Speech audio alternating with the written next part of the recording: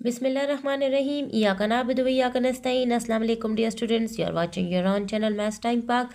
आज हम लोग एक्सरसाइज 7A का क्वेश्चन नंबर 9 स्टार्ट करने वाले हैं।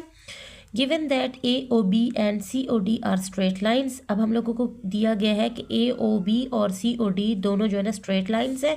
Find the values of the unknowns in each of the following figure. तो हम लोगों ने जो अननोन वैल्यू है उसको फाइंड करना है। सो सबसे पहले हमारे पास ये फिगर दी गई है, ठीक है डियर स्टूडेंट। अब इस फिगर को देखा जाए तो हमारे पास एक जो है ना वो 117 है, एक 40, 30 और 8 डिग्री दिया गया।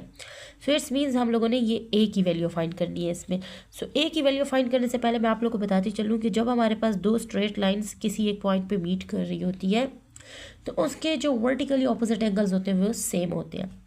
तो अब ये वाला जो एंगल है ये इसके इक्वल है, ठीक है। ये वाला जो एंगल है ये इसके इक्वल है और ये 117 डिग्री जो है ये इस सारे के इक्वल है, ठीक है।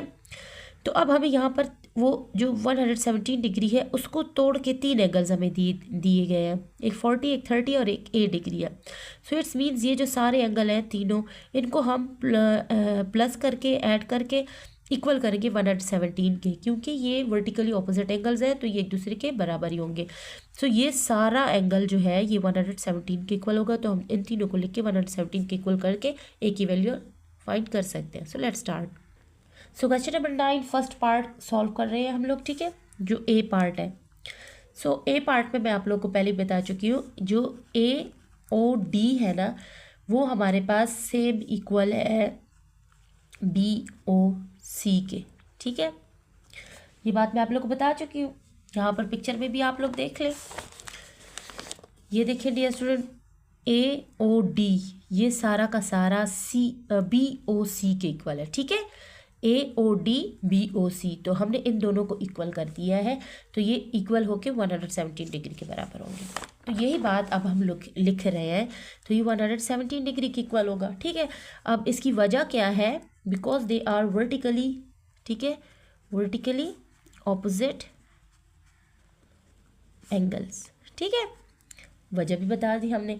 तो अब ए ओ डी में हमारे पास कितने एंगल्स थे, 8 degree plus 30 degree plus 40 degree equal to 117 degree, ठीक है। अब 30 और 40 को हम लोग ऐड कर लेते हैं तो हमारे पास आ जाएगा 70 डिग्री, ठीक है, और ये 117 डिग्री। अब ये 70 इक्वल के साइड पे मूव करेगा तो ये 117 डिग्री में से माइनस हो जाएगा।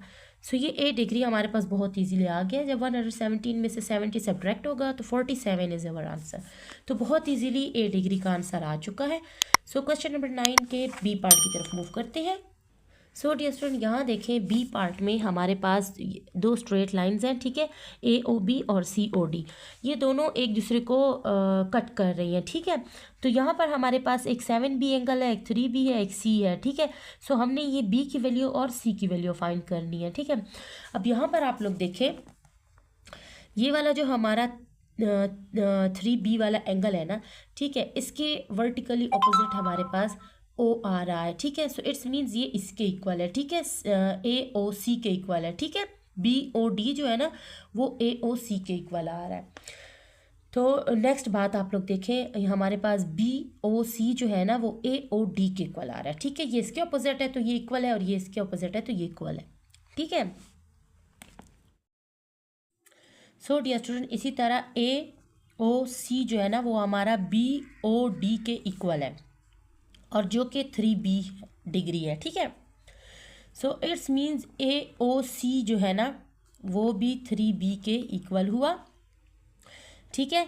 सो अब हम लोगों ने क्या करना है, अब हम लोगों ने ए ओ सी को प्लस करना है ए ओ डी के अंदर और उसको 180 डिग्री, क्योंकि ये स्ट्रेट लाइन है तो ये 180 के इक्वल होगा।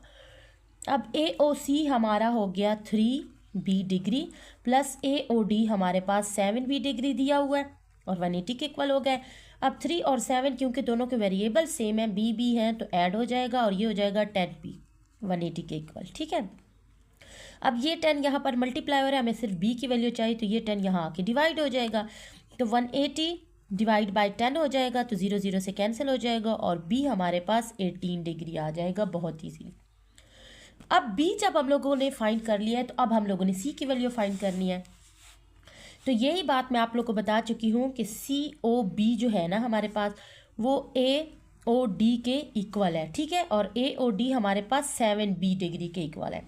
सो इस तरह जो हमारा C है वो 7B डिग्री के इक्वल हुआ। और वजह क्या है? Vertically opposite angles. ठीक हो गया। So C degree is equal to 7B is equal to 7 में B की वैल्यू पुट करेंगे 18, ठीक है, तो 7 को 18 से मल्टीप्लाई करेंगे तो 126 डिग्री आ जाएगा। ठीक है डियर स्टूडेंट्स, तो इस तरह C की हमारे पास वैल्यू आ गई 126 डिग्री। बहुत ईजिली हम लोगों ने दोनों क्वेश्चंस को सॉल्व कर लिया है। सो आज तक के लिए इतना ही। नेक्स्ट क्वेश्चंस के लिए इंशाल्लाह फिर मुलाकात करेंगे। तब तक stay tuned, keep watching and अल्लाह हाफिज़।